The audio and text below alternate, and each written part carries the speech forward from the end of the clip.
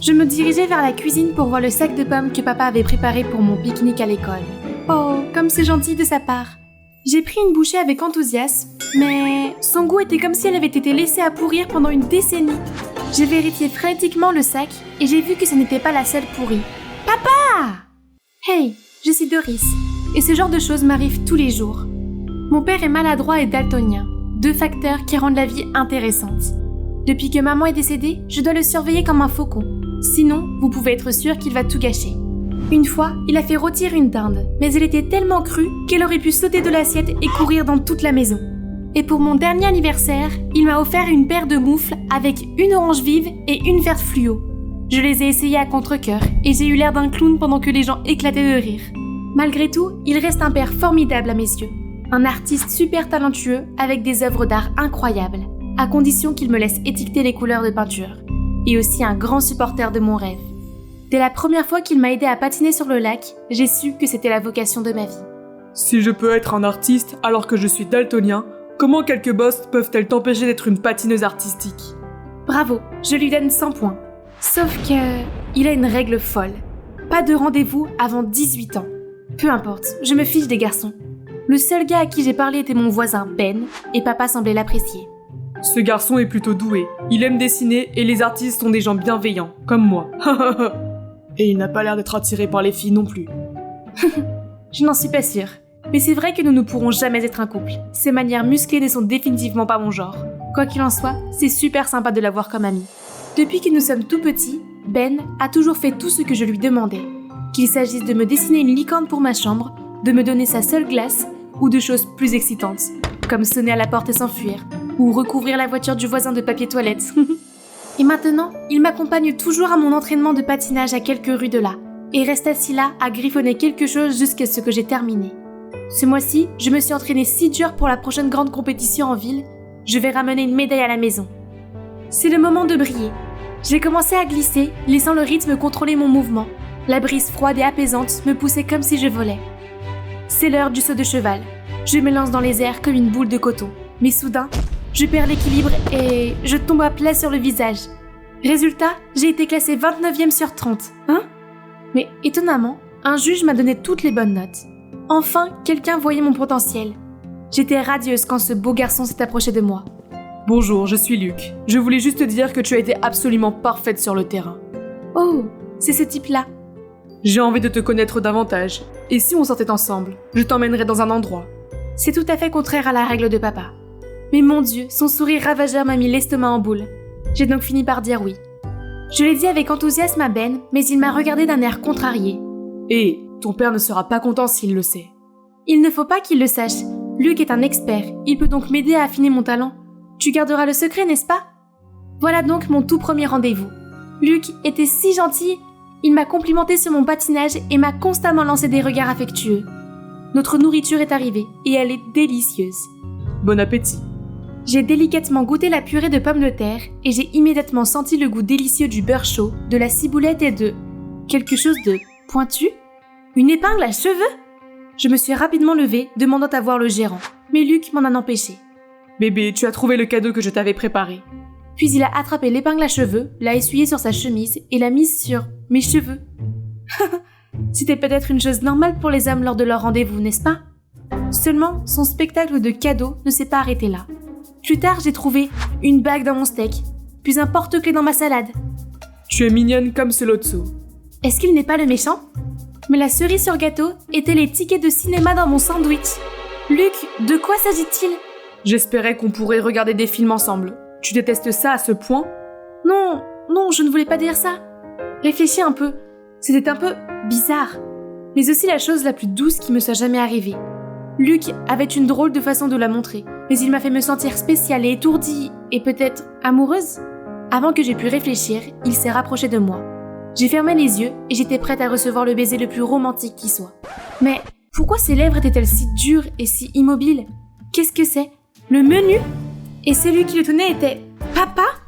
Tu connais ce vieux fou ? Je suis son père. Puis papa a traîné une chaise supplémentaire jusqu'à notre table, s'est assis et a commencé à bavarder. Puis pendant que Luc ne regardait pas, il a versé du poivre dans son café. Avant que je puisse lui dire, le pauvre Luc a pris une gorgée et l'a recraché partout. Désolé. Je pensais que c'était du sucre. Tu vois, je suis daltonien, alors c'était une erreur honnête. Après cela, il a accidentellement éclaboussé la chemise de Luc avec la sauce. Puis il a attrapé son verre de vin rouge et l'a versé sur Luc, en disant qu'il essayait de le nettoyer. Ça suffit, ton père est fou. Personne ne sortira plus jamais avec toi. Puis il est parti en trombe. J'étais furieuse. Comment mon père avait-il pu m'embarrasser de la sorte? Tu es contrôlant, fou, et tu fais les choses les plus stupides. Tu ne me permets pas d'être moi-même, et tu viens de faire fuir mon copain. Aucune de ces excuses ne pouvait m'émouvoir. J'avais le droit de faire mes propres choix, sans que papa ne m'interrompe et ne soit ridicule. Alors j'ai utilisé mes économies, j'ai déménagé pour commencer ma nouvelle vie. Cette liberté était plus que géniale. Je pouvais parler à n'importe quel homme et avoir autant de rendez-vous que je le souhaitais. Seulement, je savais qu'il y avait toujours des yeux supplémentaires sur moi. As-tu l'impression que quelqu'un nous observe? Pas du tout.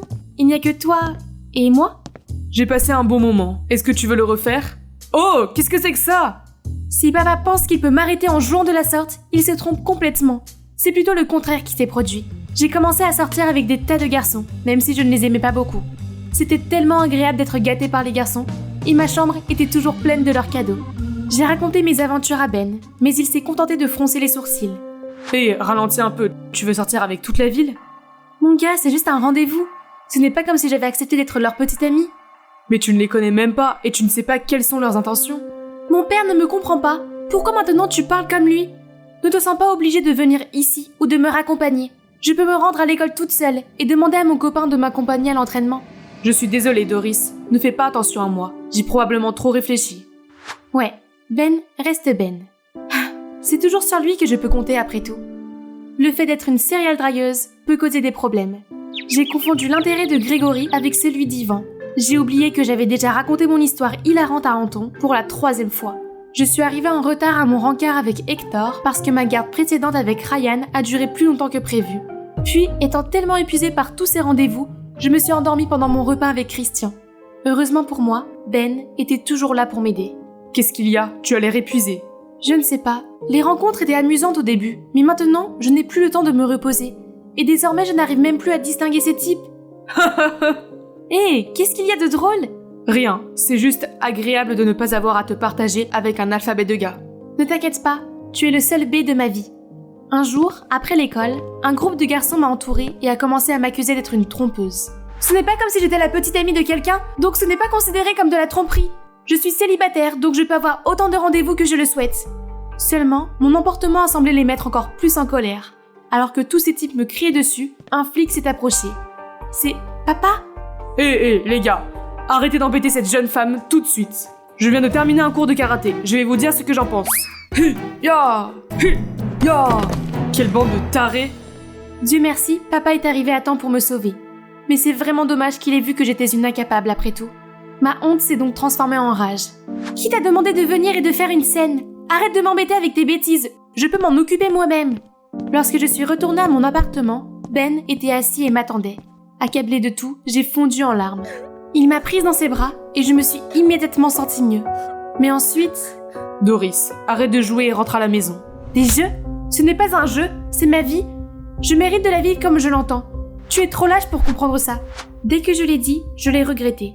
Ben avait l'air tellement blessé et en colère. Il a secoué la tête puis il est parti. Je pensais sincèrement qu'il était la seule personne qui ne partirait jamais. Mais peu importe, je n'avais pas besoin de lui, ni de papa d'ailleurs. Je devais prouver à papa que j'étais assez mature pour prendre mon indépendance et que je pouvais trouver quelqu'un de bien mieux que Ben. Il n'y a plus qu'à attendre et voir. Je vous l'avais dit, Dieu m'a béni en m'offrant ce type. Marc, un petit ami super fort et macho qui était toujours prêt à me protéger. Bébé, attention! Quoi? Laisse-moi faire. Puis il m'a écarté du chemin et a donné un coup de poing dans le mur. Wow, c'était un moustique. Merci de m'avoir sauvé. Une fois, nous nous promenions dans le jardin de l'école quand j'ai aperçu Ben. J'ai immédiatement lancé à Marc un regard de demoiselle en détresse et je lui ai dit « Bébé, je suis tellement fatiguée, je crois que je vais m'évanouir. » Ne t'inquiète pas, je t'emmène à l'hôpital. Soudain, il m'a soulevée sur ses épaules et m'a emportée. J'avais la tête qui tournait et j'avais littéralement envie de m'évanouir. Je l'ai supplié de me poser et de me laisser tranquille un moment. Soudain, j'ai vu Ben froncer les sourcils. Me voyant tout à fait bien sans lui, comment peut-il ne pas être contrarié? Mais qui était-ce? Elle a commencé à regarder son art avec passion. Puis, vous imaginez, elle lui a demandé de la dessiner. Elle, et il a accepté. Je ne peux pas rester là à regarder ce jeu ridicule. Alors j'ai attrapé la main de Mark et je l'ai éloigné. Mais cette nuit-là, je n'ai pas arrêté de me retourner et l'image de Ben et de cette fille n'arrivait pas à me sortir de la tête. Non, ce n'est pas grave, ils étaient juste super irritants, c'est tout. Il est temps pour moi de me concentrer à nouveau sur mes rêves de patinage artistique, avec mon petit chou. Alors qu'il est parti nous acheter des boissons, Luc, le désastre de mon premier rendez-vous, s'est approché de moi. Oh, tu fais encore du patin à glace? Je t'ai seulement donné un score élevé pour que tu sortes avec moi. Ne te flatte pas. Au fait, ton vieux fou se porte toujours bien? Tais-toi, mon père avait raison à ton sujet, crétin. Crétin? D'accord. Ce crétin va dire au directeur de la patinoire de t'interdire de venir ici pour de bon. Je l'ai regardé bouche bée, ne sachant pas quoi dire, quand Ben est apparu de nulle part. Je ne pense pas que le comité de patinage soit impressionné par tes faux résultats, n'est-ce pas? Il suffirait d'un email et tu peux dire adieu à ta place dans le jury. Comment oses-tu? Puis il est parti en colère. C'est à ce moment-là que Mark est revenu. Bébé, c'est nul le patinage, arrête. Allons faire du trampoline alors. Doris, va t'entraîner. Personne n'ose t'interdire maintenant. Mais qui es-tu? Mark, arrête! C'est Ben, mon ami. Ah, non, juste quelqu'un que je connais. Doris, fais attention avec ce type. Ce ne sont pas tes affaires. Allons-y, Mark. Au revoir, loser. Le lendemain à l'école, j'ai revu Ben avec cette fille. Mon cœur s'est mis à battre la chamade et je ne sais même pas pourquoi. Peut-être que j'étais habituée à avoir Ben près de moi. Honnêtement, il me manquait beaucoup. Mark a rapidement suivi mon regard vers Ben. C'est pas le mec de la patinoire? Pourquoi tu le regardes comme ça? Juste après, il s'était lancé vers Ben. J'ai attrapé son bras pour essayer de l'arrêter, mais il m'a éloigné vers un coin. Tu es ma fille, n'oublie pas ça. Devant moi se trouvait un parfait inconnu. Ce n'est pas le Mark normal que je connais. Il était censé me protéger, mais maintenant, je ne ressentais que la peur. Je ne pouvais plus bouger. Mark s'est penché pour m'embrasser et je l'ai immédiatement bloqué. Quoi? Comment oses-tu? Oh non, je suis foutue. Oh, terroriser ta propre copine, je vois. Sympa. Ben? Juste attends, tu es mort avec moi. Mark s'est alors emparé d'un pot de fleurs et a foncé sur Ben. Mais j'ai paniqué en le poussant avant qu'il ne puisse faire quoi que ce soit. Il a trébuché, marmonnant quelque chose, quand le poing de Ben est sorti de nulle part. Toi, tu veux un autre coup de poing? Mark a agité les poings devant lui, mais puis s'est éloigné précipitamment. J'ai regardé Ben et je n'en ai pas cru mes yeux. Il était fort et protecteur, totalement différent du Ben doux que je connaissais depuis tout ce temps. Je pense qu'il est temps pour toi de rentrer à la maison. Tu t'es déjà demandé pourquoi ton père a vraiment fait ça? Ben avait raison. Et le drame de la journée m'a fait réaliser à quel point papa me manquait. Je me demandais comment il allait. En rentrant, j'ai trouvé papa assis tout seul, en train de s'assoupir au milieu d'un tas de saletés. Il portait des vêtements tachés, et sur le chevalet, il y avait une peinture inachevée de moi. Les yeux pleins de larmes, j'ai couru vers lui et je l'ai serré contre moi. Je suis tellement désolée d'être partie. Je pensais que j'irais bien toute seule, mais ce n'est pas le cas. Tu me manques. Tu es de retour, tu me manques aussi, chérie. Je me suis sentie si mal d'avoir contrarié mon père. Quand je me suis calmée, nous avons parlé de nos problèmes. Chérie, je sais, c'est juste difficile.